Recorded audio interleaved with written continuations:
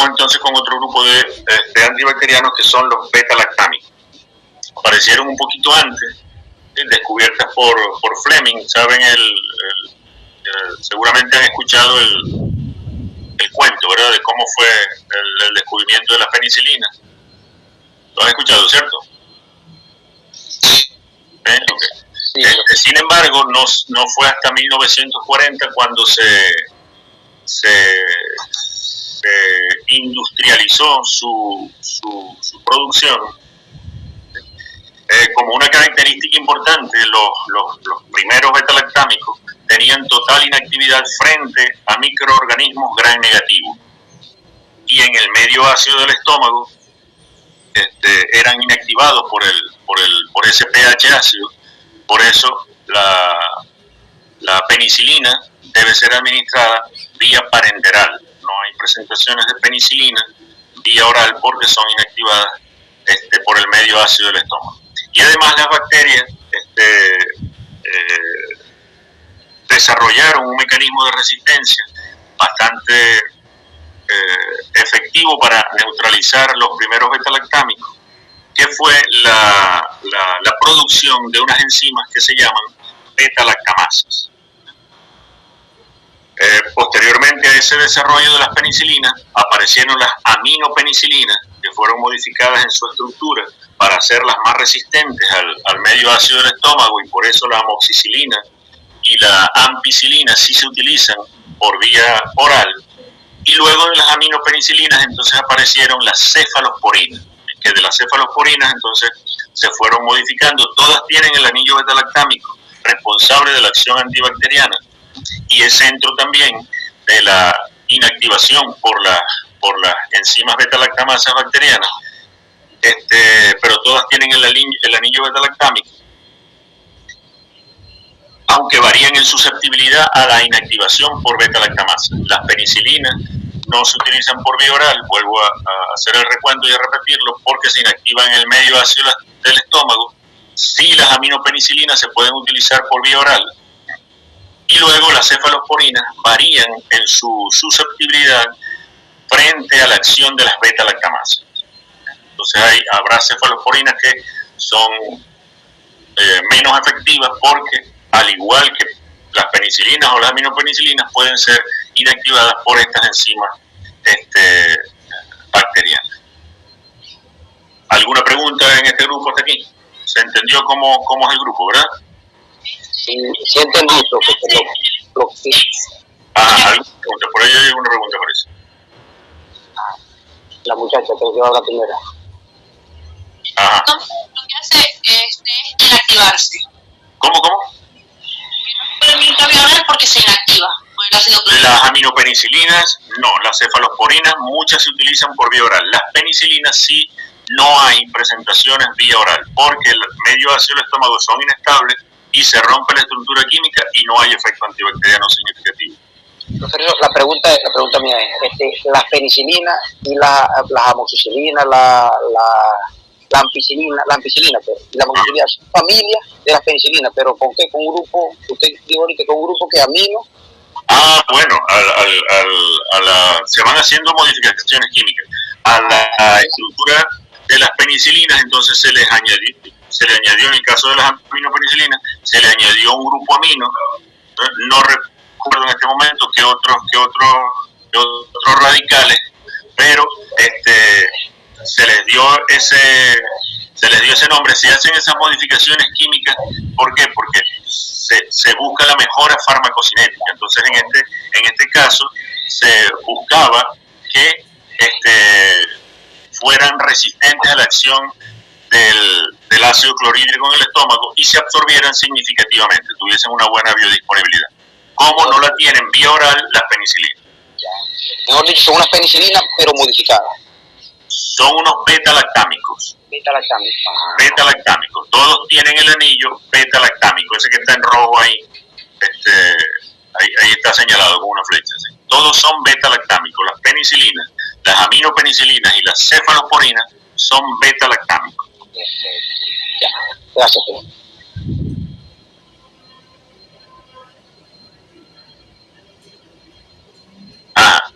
El mecanismo mecanismo de acción de los beta-lactámicos. Todos tienen el mismo mecanismo de acción. Las bacterias tienen una gran presión intracelular. Las bacterias gram positivas tienen tienen mayor cantidad de peptidoglicanos que forman esa pared celular más gruesa y más resistente a esa presión. Entonces, ¿cómo actúan las penicilinas? Los beta-lactámicos en general interfieren con la adecuada organización de esa pared celular, de que esa pared celular se forme bien y sea resistente. Entonces, limitan la unión de dos aminoácidos para que se forme la estructura bien del peptidoglicano. Limitan la unión de lisina con D-alanina, ¿sí? Entonces interfieren con la buena formación de esa pared celular.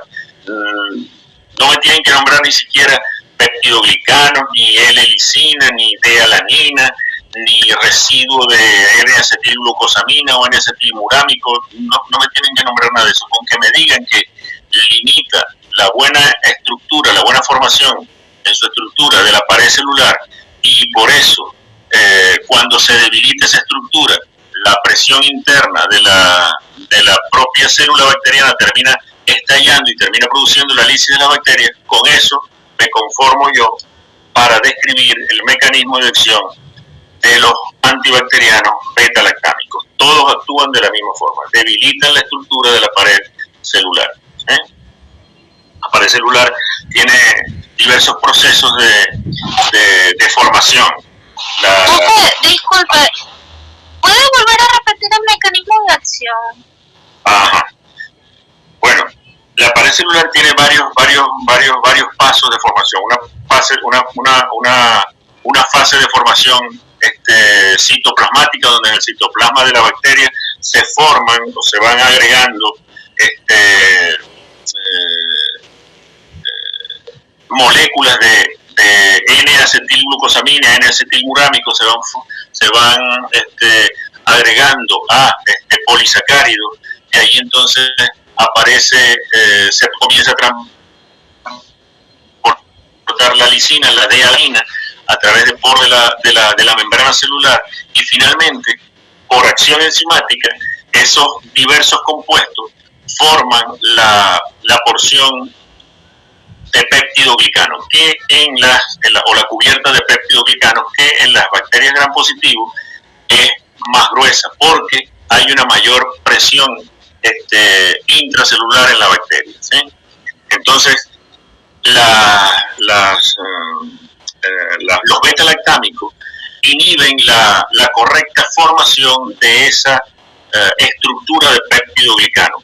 ¿Cómo? Específicamente inhiben procesos enzimáticos que hacen una transpeptidización, o sea, es decir, permiten la unión de diferentes aminoácidos, la L-lisina y D-alanina, para que se conforme, se solidifique esa pared de peptidoglicano.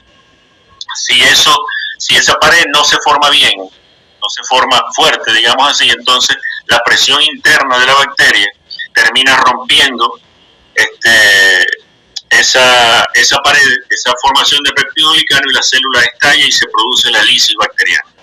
Ese es el mecanismo de acción que se describe para todos los beta-lactámicos, y porque produce esa lisis, entonces así como la sulfa, los beta-lactámicos son bactericidas, se consideran bactericidas.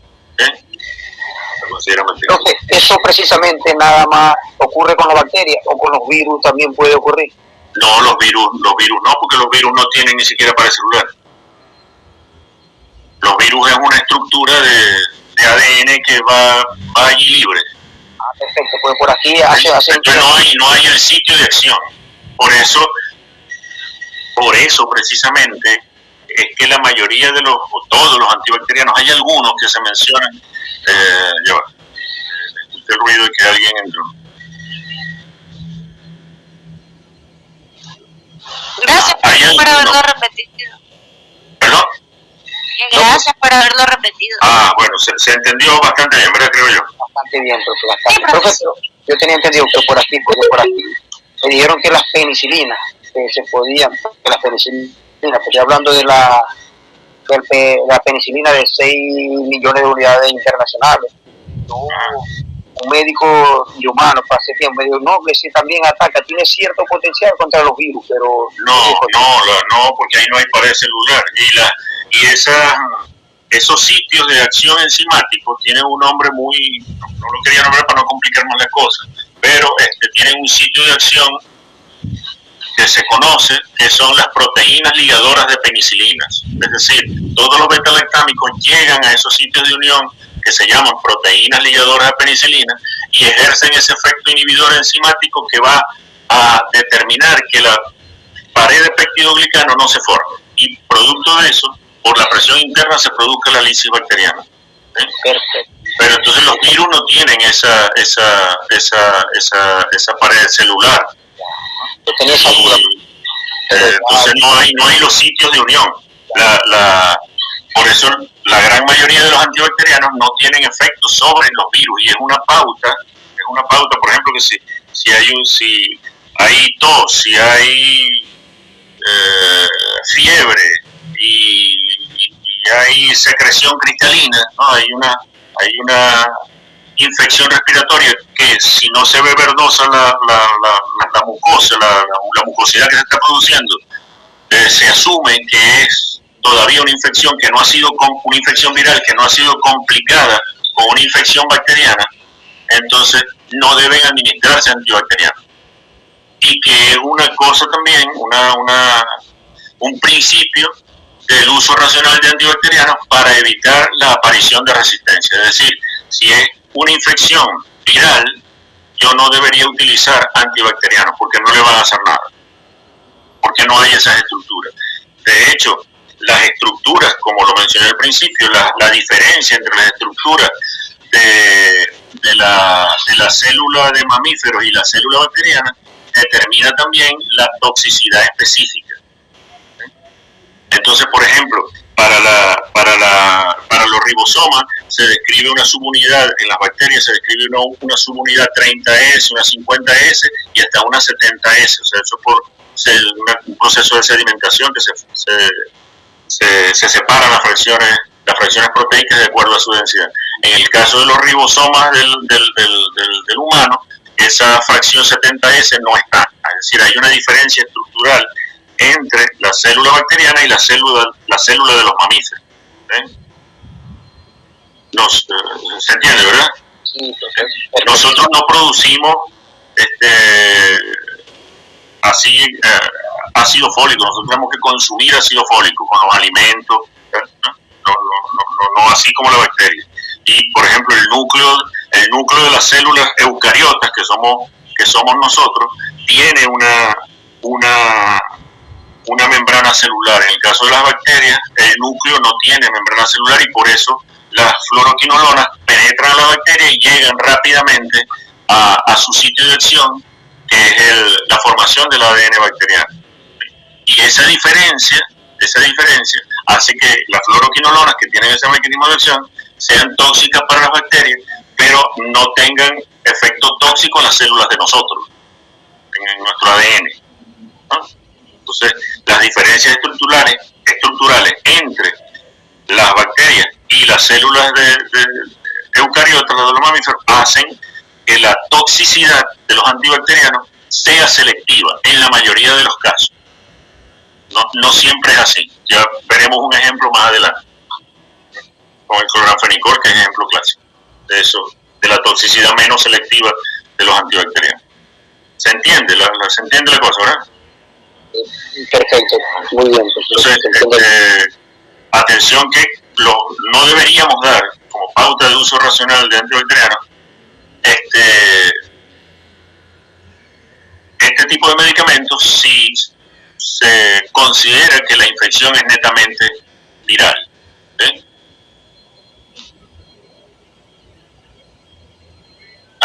Entonces, bueno, principales aspectos farmacocinéticos de los beta-lactámicos. Administración parenteral para las penicilinas, ¿sí? Exclusivamente. Las aminopenicilinas y las cefalosporinas ya sabemos que se pueden administrar, pero ya sabemos por qué, por la resistencia a la acción ácida del estómago. Además vienen presentaciones farmacéuticas que son, por ejemplo, en cápsulas que tienen una cubierta entérica y que no se van a disolver en el estómago, sino que se van a disolver en el intestino, y ahí es el sitio de absorción principal del intestino, que ya tiene un pH más alcalino, ¿no? También en eso influye el tipo de presentación farmacéutica. ¿Cuáles son los que sí pueden ser vía oral? Las aminopenicilinas y las cefalosporinas. Las aminopenicilinas y las cefalosporinas. Las penicilinas solo por vía parenteral. Solo por vía parenteral. Aunque intramuscular duele mucho, pero es solo por vía parenteral. Las penicilinas tienen baja biodisponibilidad vía oral. Esto cambia con las aminopenicilinas y las cefalosporinas, que sí tienen buena biodisponibilidad vía oral. El volumen de distribución es bajo, me estoy refiriendo sobre todo a las penicilinas. La semivida plasmática de eliminación es más rápida.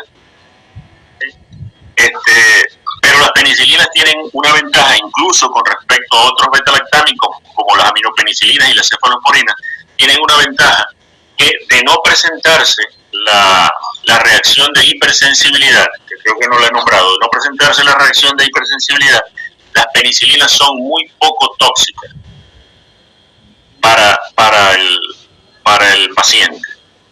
Y el compuesto no requiere ni siquiera amplio metabolismo hepático, porque la mayoría del compuesto se elimina por vía urinaria prácticamente inalterado. Entonces es una gran ventaja de las penicilinas su baja toxicidad. Sin embargo, pues la aparición de la resistencia ha limitado el uso y ha llevado a que aparezcan otros beta-lactámicos como estos, aminopenicilinas y cefalosporinas. Sin embargo, se siguen utilizando mucho las penicilinas.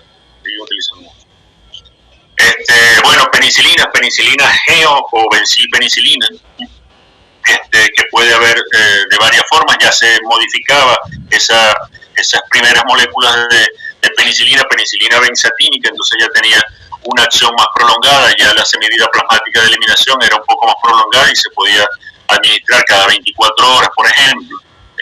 Sin embargo, el espectro de acción de las penicilinas es exclusivamente hacia gram positivos.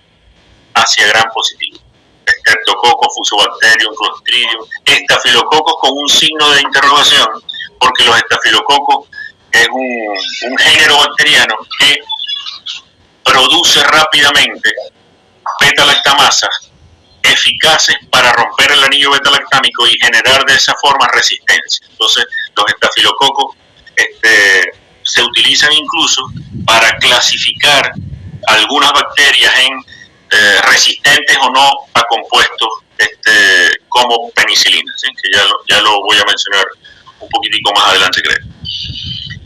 El principal efecto de toxicidad es la anafilaxis, ¿sí? Por una reacción alérgica de hipersensibilidad a las penicilinas. Por eso es famoso el test de intradérmicamente, se administra si el paciente dice que o se menciona que no ha consumido ningún tipo de beta-lactámico, ¿no?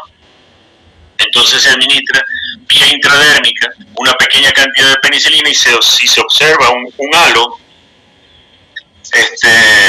enrojecido, entonces se decide buscar otra opción antibacteriana por prevención de que ocurra una anafilaxis. Las aplicaciones clínicas de las penicilinas, de los beta-lactámicos, están más circunscritas a aquellas que son producidas por bacterias gram positivas, porque ese es el espectro reducido de las penicilinas. Entonces se utilizan sobre todo en piómetros, accesos, infecciones urinarias, si estas se establece que están causadas por microorganismos gram positivos, faringitis y mastitis, que en la mayoría de los casos están causadas por microorganismos gram positivos. ¿Alguna pregunta hasta acá? Seguimos. Sí, pero que está Bien, las aminopenicilinas, entonces, ya aquí cambia un poco el espectro. Ya entonces tienen más acción contra gram positivo y gram negativo. Entonces las aminopenicilinas, a diferencia de las penicilinas, ya no se consideran de espectro reducido, sino que se consideran de amplio espectro. ¿Sí? Sin embargo, el problema de toxicidad sigue siendo el mismo, la reacción de hipersensibilidad, que es administrada por vía oral, y si esto es así, entonces esa reacción de hipersensibilidad sería relativamente más fácil de enfrentar a que si se utiliza por vía endovenosa o una vía parenteral. Creo que si se da un caso de toxicidad, el antagonista de eso, ¿cuál sería, por si acaso? No, ahí no hay un antagonista específico. Ahí lo que hay es que, en todo caso, si se produce un edema de glotis, hacer una intubación, administrar corticosteroides como agente antialérgico, antiinflamatorio. Medidas generales, colocar suero, ¿sí? Mantener las funciones vitales, que es el tratamiento general de intoxicación. Perfecto. Por dexametasona, soluciones por vía. Bueno, infecciones clínicas, en las aplicaciones clínicas, infecciones gastrointestinales, ya aquí hablamos entonces de microorganismos gram negativos, porque las aminopenicilinas se consideran de amplio espectro, ¿sí? Polibacilosis, infecciones en pieles generalmente causadas por gram positivo, neumonías generalmente causadas por gram positivo. Tienen las aminopenicilinas una amplia biodisponibilidad vía oral, superior o igual al 80%. Es frecuente la administración veroz y se utilizan asociadas muchas veces a ácido clavulánico, la amoxicilina, y la ampicilina al sulbactam. ¿Qué es el ácido clavulánico? ¿Qué es el sulbactam? Son sustancias químicas antibacterianas que, como el trimethoprim, solos no tienen un efecto clínico significativo en infecciones, pero que asociadas, en este caso, a estas aminopenicilinas, potencian la acción de estos antibacterianos, de ampicilina y de amoxicilina. El ácido clavulánico y el sulbactam son inhibidores de las beta-lactamasas, y ya sabemos qué son las beta-lactamasas, las enzimas que producen las bacterias para romper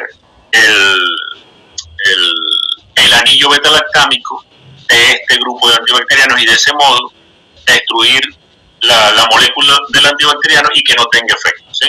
Entonces, el ácido clavulánico y el sulbactam son inhibidores de las beta-lactamasas. Funcionan como sustratos alternativos. No van al anillo beta-lactámico, sino que se van acá, a la estructura del ácido clavulánico y del sulbactam. Entonces, distraen, digamos así, la acción de las beta-lactamasas. Y continúa activo el antibacteriano ampicilina o amoxicilina. Entonces, ya sabemos el mecanismo de acción de por qué el ácido clavulánico y el sulbactam se consideran o son agentes que potencian la acción de estos beta-lactámicos a los que se logran unir químicamente y producir una forma farmacéutica. Una amoxicilina más ácido clavulánico es muy conocido, muy clásico, ¿no? Bueno, está claro eso, ¿verdad? El otro efecto, o sea, un efecto de más serían las diarreas. ¿Cómo? Un efecto de más que pueden causar sería diarrea. ¿Cómo un efecto de más que pueden causar? No entiendo. Dice toxicidad, diarreas. Ah, bueno, no había hablado de eso, ¿sí? No había hablado de eso. Sí, como todo antibacteriano, si se administra vía oral y se administra mucho, entonces por una pérdida de la flora normal, entonces pueden causarse cuadros diarreicos producto de la administración de un antibacteriano. Eso es válido para todo. Pero lo que quería decir allí también es que la ampicilina tiene una acción más local, se absorbe menos rápido, se absorbe menos que la amoxicilina. Entonces la ampicilina se utiliza mucho también para cuadros diarreicos bacterianos, sobre todo en perros. Y la amoxicilina se utiliza más que para cuadros diarreicos, que pudiera ser útil también, se utiliza sobre todo, por ejemplo, para cuadros respiratorios, para infecciones respiratorias, ¿no? Pero eso también, menos mal que lo dijiste para aclararlo. ¿Quedó claro? ¿O no? Sí, quedó claro. Sí. Si no, me dicen y trato de repetir otra vez de una forma que se me entienda. Profe, disculpe, ¿podría repetir otra vez lo de la ampicilina y la amoxicilina? Ajá, la ampicilina es una aminopenicilina que tiene un espectro más amplio de acción. Ya no es solo para gram positivo, sino también para gram negativo. Entonces se utiliza porque en cuadros diarreicos, porque se absorbe, su biodisponibilidad y su absorción es menor en el tracto gastrointestinal en comparación, por ejemplo, a la amoxicilina, ¿sí? Entonces, por ese hecho, la ampicilina se utiliza mucho para tratar cuadros diarreicos. Ahora, viéndolo desde el punto de vista de la toxicidad, que también lo mencionaron, cualquier antibacteriano, dependiendo del tiempo que se use, sobre todo si es vía oral, puede causar una alteración de la flora intestinal normal. Crecen otras bacterias que se tornan patógenas y puede haber producción de diarrea producto de la administración de antibacterianos, porque se mata una gran cantidad de la flora normal y se da oportunidad que crezcan patógenos. Entonces, es una de las limitantes del uso de antibacterianos, de cualquier antibacteriano también. Eso hay que tomarlo en cuenta. ¿Se entendió?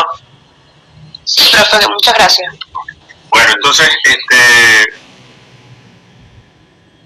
en la búsqueda de esas, les mencioné los estafilococos, que se los había puesto con un signo de interrogación porque son de los principales géneros bacterianos capaces de producir beta-lactamasa. Entonces aparecieron beta-lactámicos como la oxicilina, meticilina, que se promocionaron como penicilinas antiestafilocócicas, ¿sí? Porque eran resistentes a la acción de las beta-lactamasas. Sin embargo, esto fue en los primeros momentos así, es lo que se describe, y después también apareció resistencia a estas penicilinas antiestafilocócicas. Entonces, por ejemplo, se utiliza ahora para clasificar incluso los estafilococos, se utilizan estos antibacterianos como la meticilina, entonces se clasifican como estafilococos meticilin resistentes o estafilococos no meticilin resistentes. Entonces, cuando aparece un estafilococo meticilin resistente, ya casi que debe abandonarse la insistencia en buscar para hacerle frente a esa infección un agente antibacteriano perteneciente a los beta-lactámicos. No sucede no era lo que iba a decir. Entonces debería buscarse otro antibacteriano de otro grupo de antibacterianos, ¿sí? ¿Se entendió? ¿Se entendió lo que dije? ¿O no? Sí, profe. ¿Se entendió o no? Sí, profe, sí. ¿Sí? Pues vamos a ver. Si no entendieron, me dicen y yo trato de volver a repetir. ¿Sí? Vamos con el tercer grupo de los beta-lactámicos, las cefalosporinas. Tenemos cefalosporinas de primera generación, por ejemplo, cefadroxilo, cefalexina, cefalotina, cefalosporinas de segunda generación, cefaclor, cefuroxima, cefotaxima, ceftiofur. La diferencia entre esas cefalosporinas de esas generaciones está básicamente en su comportamiento farmacocinético,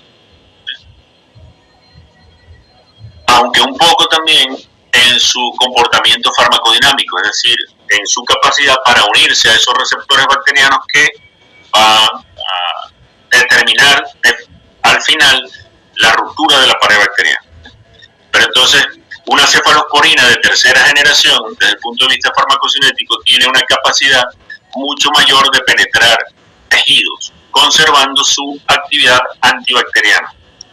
Entonces, la cefotaxima, por ejemplo, o el ceftiofur, es mucho más liposoluble y se alcanzan concentraciones terapéuticas, inclusive por su alta liposolubilidad en tejidos poco irrigados, en comparación con la cefalosporina de primera generación. Respecto de las aminopenicilinas, unas cefalosporinas de primera generación tendrán un espectro más extendido, es decir, más hacia gran negativo también, gran positivo y mayor cantidad de microorganismos gran negativos, que por ejemplo la amoxicilina, y así van cambiando respecto de otras generaciones de cefalosporinas. Entonces, una cefalosporina de tercera generación tendrá también un espectro más extendido respecto de una cefalosporina de primera generación. Al principio, las cefalosporinas se consideraba que eran resistentes a las beta-lactamasas, todas, ¿sí? Pero posteriormente, las bacterias en su necesidad de sobrevivir al ataque que se le está haciendo con estos antibacterianos, entonces comenzaron a producir otras enzimas que se denominan beta-lactamasas de acción extendida. Entonces, ya no son las beta-lactamasas simples que eran efectivas contra las penicilinas. Ahora las bacterias producían otras enzimas, que así las denominaron los farmacólogos, beta-lactamasas de acción extendida, que también inactivaban a las cefalosporinas de primera generación. ¿Sí? Entonces, por eso es que los antibacterianos deben cuidarse como instrumentos que son como de guerra. ¿Sí? No puedo, en el uso racional de antibacterianos, yo no puedo irme de una vez a usar, por ejemplo, una cefalosporina de tercera generación. ¿Sí? Sino que si tengo necesidad de tratar una infección por gram positivo, debo escoger primero una penicilina o una aminopenicilina antes de lanzarme a buscar, de utilizar una de las últimas armas que tengo. Entonces, eso entra también dentro del uso racional de antibacterianos. ¿Se entendió lo que quise decir? Sí. Entonces, se considera la cefalosporina de amplio espectro, incluso con resistencia a organismos productores de beta-lactamasa y útiles en infecciones por enterobacterias, con esa salvedad que acabo de hacer. El aspecto tóxico sigue siendo el mismo, aunque son muy liposolubles, útiles en neumonías, por ejemplo, ¿sí? En infecciones del sistema nervioso central tienen poca utilidad, porque aunque, como dije, son bastante liposolubles, no penetran suficientemente y atraviesan la barrera hematoencefálica. ¿Sí? Ya habíamos mencionado lo de la administración oral, que está acá, ¿sí? Muchas se utilizan por administración oral. Mencioné algunas de las diferencias fundamentales y por qué se diferencian, valga la redundancia, en cefalosporinas de primera, segunda o tercera generación. Entonces, para entender eso de las generaciones de antibacterianos, entonces, cefalosporinas de primera generación son resistentes a beta-lactamasa. Sin embargo, yo les mencioné las beta-lactamasas de acción extendida. ¿Sí? De segunda generación, entonces, son más resistentes a beta-lactamasa, a microorganismos que producen beta-lactamasa, y comienzan a actuar sobre microorganismos gram negativos. Los de tercera generación ya son actúan frente a bacterias meticilin resistentes, que les había mencionado que fueron beta-lactámicos que se promocionaron inicialmente como resistentes a la acción de la beta-lactamasa, pero que después, apareció esa resistencia y se utilizaron entonces para clasificar los estafilococos meticilina resistentes, estafilococos no meticilina resistentes. Y las cefalosporinas de cuarta generación que tienen mayor actividad, y eso significa las cruces esas, 2 cruces para gram negativo, es decir, son más activas que una cefalosporina de segunda generación frente a infecciones por gram negativo, y así sucesivamente es lo que quiere decir esas cruces. ¿Se entiende ese cuadro, verdad? Y la clasificación de las cefalosporinas y su acción. O sea, sí, muy bien. Mientras más avance la generación, ataca a una mayor cantidad de... Tendrá un espectro más amplio. Ok. Tendrá un espectro más amplio. Y ese espectro incluso será más amplio si lo consideramos así, porque inclusive podrá actuar contra microorganismos, estafilococos, que producen beta-lactamasa, que a una penicilina a lo mejor la inactivan fácilmente, a una cefalosporina de cuarta generación no, es resistente a la acción de esas enzimas que producen las bacterias, ¿sí? Entonces, por eso se clasifican las cefalosporinas, ¿no? Y además, esto desde el punto de vista farmacodinámico, ¿sí? Lo otro es farmacocinético, mayor penetración a los tejidos, mayor liposolubilidad, mayor capacidad de distribución, etc.